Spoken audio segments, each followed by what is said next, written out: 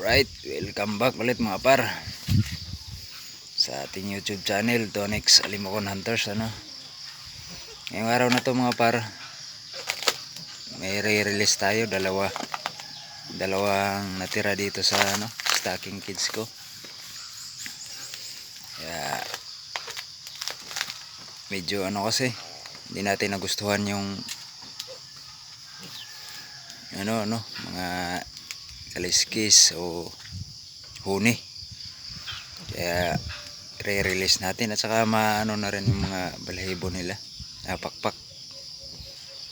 Kaya harap lang natin yung camera. Yung mga shoutout pala mga par sa sunod na lang na hunt natin. Right, ito na mga par, ready to fly.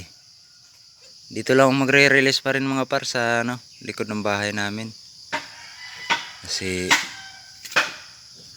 malawak ang mga puno rin naman dyan. Okay, 1, 2, 3. Na, dito lang dumapo. Matagal na kasi ito sa akin.